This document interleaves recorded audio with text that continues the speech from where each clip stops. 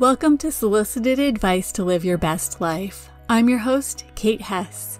You're in the right place if you're tired of feeling stressed, anxious, and overwhelmed, or if your critical inner voice is the loudest voice in your head. Join me each week for actionable, healthful, and healing habits based in mental and emotional hygiene practices to help you turn your self-criticism into self-love. And along the way, bring more freedom, serenity, resilience, and joy into your life. I'm a mental and emotional hygiene coach, and I'm thrilled to join you each week to answer your questions and help you live your best life. Today I'm starting with the way I end each podcast, by reminding you it's not about changing your life, it's about changing the way you show up for your life. And I'm not the only person who uses that type of languaging, which is what prompted today's question. Today's questioner asks, I heard someone say recently that, quote, when we're in a state of worthiness, we consistently show up for ourselves every day. We show up for ourselves when we're tired. We show up for ourselves when we don't feel like it, unquote. But what does that mean, showing up for ourselves? It seems so simple, but I'm not sure what it actually looks like. This is such an important question. Let's start by talking about what I, and my understanding is others, mean when we say show up for something. Showing up is the way you interact and engage with the world around you, as well as your own internal world.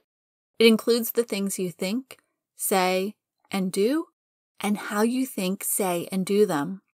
When I say show up for your life, what I mean is consciously choosing how you'll be an active participant in your life. For example, in episode 21, we talked about techniques to control overthinking. One of the techniques I covered was to put the situation in perspective. In this case, you could change the way you show up for your life by shifting from falling into the loop of overthinking to pausing that thought pattern by bringing perspective to your thoughts and worries. You would be changing the way you show up in this particular situation by changing the way you think about the specific thing that served as fodder for your overthinking. It might also be used to indicate being fully present in the moment and for the situation. For instance, have you ever arrived at home after taking your usual commute only to realize you didn't actually remember much of the drive? You were totally on autopilot. That happens in other aspects of our lives as well. In this case, showing up would be about bringing your full attention back to the present, being fully attentive to what is happening in the here and now with a situation you would normally be partially or fully checked out on. I think this definition often applies when we talk about showing up for other people. Have you ever been engaged in a conversation with someone, but you're also scrolling social media and the TV is on in the background? I'm raising my hand right along with you. This would be the opposite of showing up for that person. Putting the phone down, turning off the TV, and fully paying attention to what they're sharing with you, and then reacting and responding from a place of full attention is what we mean when we say showing up for someone. It might also mean helping to carry moving boxes when they move across town. Context can often help you figure out how someone would like to be supported. So now that we have a broad understanding of what showing up for means, let's dive into the way today's questioner uses it. Showing up for ourselves is all about treating ourselves with the same love, compassion, respect, and value we would treat others who we love and care about. Think about the way you talk to yourself, especially when you've fallen short of some expectation you set for yourself.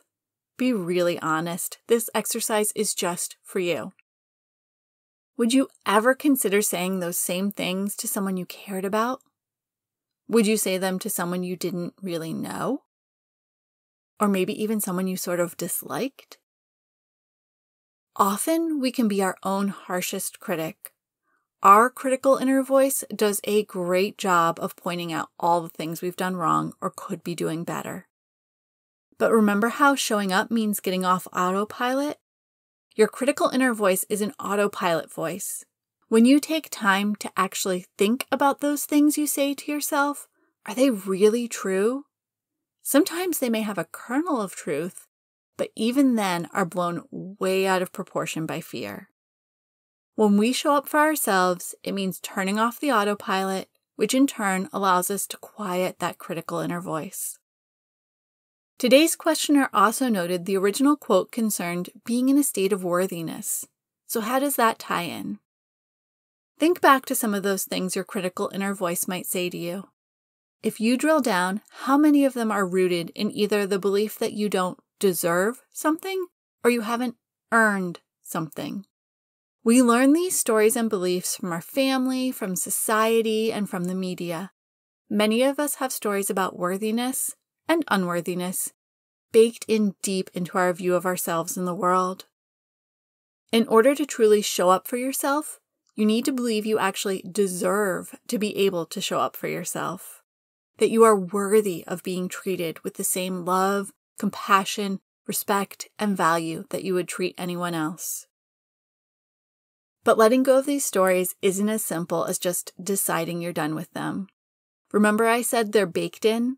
Imagine someone mixed pieces of dried fruit into their chocolate chip cookie dough. Then they baked up a batch of cookies and presented them to you. You want the cookies, but yuck, not with the dried fruit in them. So you need to carefully pick each piece of dried fruit out of each bite in order to ensure you get the delicious cookie you wanted. Extend the analogy to your beliefs, and you have to first identify what's not working for you, for example, the dried fruit. Then you have to get really clear on what those stories and beliefs look like so you can identify them when you see them. And finally, you need to find tools and techniques which help you pick them out so you can focus on the delicious parts you have left. And while it might feel a lot harder to pick thought patterns out of your brain than dried fruit out of a cookie, neuroplasticity is the ability of your neural networks and nervous system to rewire the way they respond to stimuli. And there are a ton of tools which can help you do that. I've introduced you to several in previous episodes, things like mindfulness practices, tapping, and self-reflection. I'll add a link in the show notes to a blog post covering why you might be so hard on yourself and how to start taking steps to change those thought patterns. But we both know that understanding the why is just the first step. So let's talk about how to actually start showing up for yourself. What does that look like? Showing up for yourself means being present for yourself, doing the things that nourish and nurture you instead of checking out. And it means doing these things even when it would be easier not to do them. Here's an example. I have an evening sadhana practice. Each night I journal, I do a tapping practice, I do some form of asana, and I listen to a guided meditation as I fall asleep. There are plenty of times it would be easier to watch one more episode of something on the TV and skip this practice, to be tuned out instead of tuned into what's going on in my body and mind.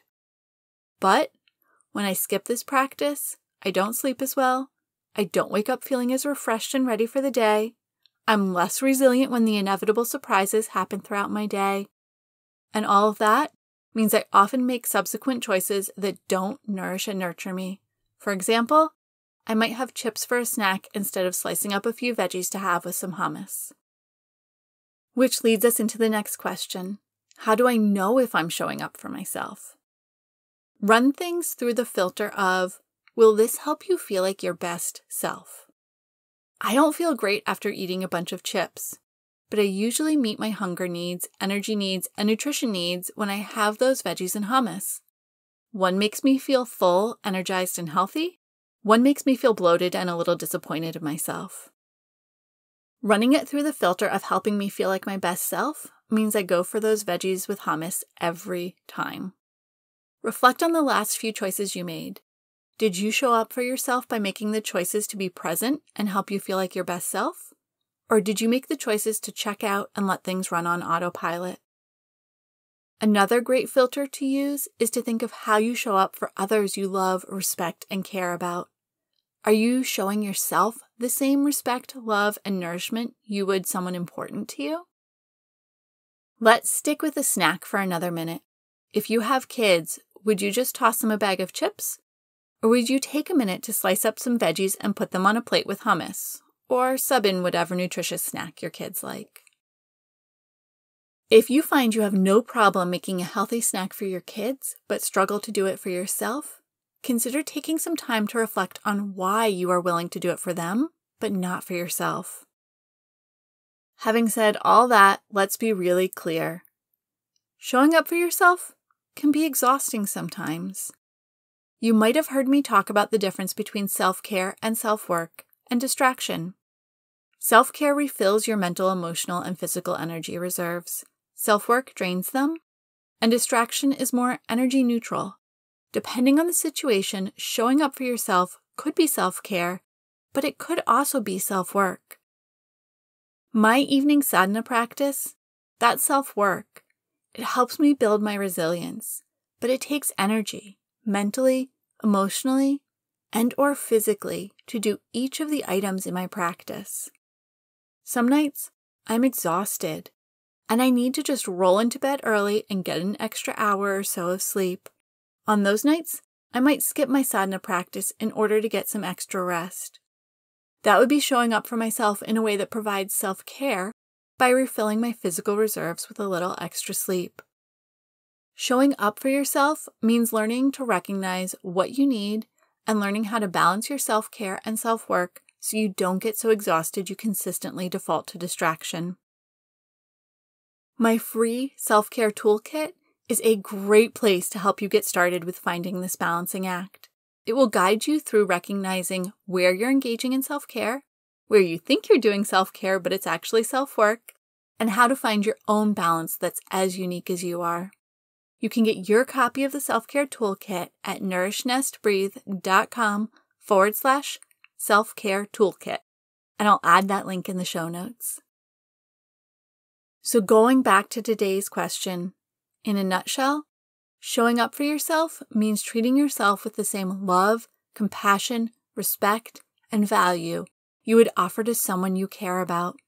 And two great questions to help you determine if you are doing that are, would this help me feel like my best self? And is this how I'd treat someone I loved? And as always, please remember to show yourself some grace as you begin to make these shifts in the way you think and act. Remember, just like those cookies and picking out the baked-in ingredients you don't actually enjoy, sometimes you might miss a bit of dried fruit. It happens. There's always another bite to try again. Thank you so much for joining me today for this episode. Please hit subscribe wherever you receive podcasts. If you've got a question that you'd love to hear addressed on a future episode, please submit it using the form on my website at nourishnestbreathe.com/podcast. I'll include that link in the show notes. And remember, living your best life isn't about changing your life. It's about changing the way you show up for your life, which hopefully makes a little more sense now than it did 10 minutes ago. Thank you so much for joining me for this episode of Solicited Advice to Live Your Best Life. If you enjoyed this episode, please take a moment to leave a rating and review wherever you subscribe to your podcasts. Your rating and review makes it possible for other people just like you to discover this podcast. And don't forget to check out all of my free resources at nourishnestbreathe.com/resources. I'm sending you a great big hug. You've got this.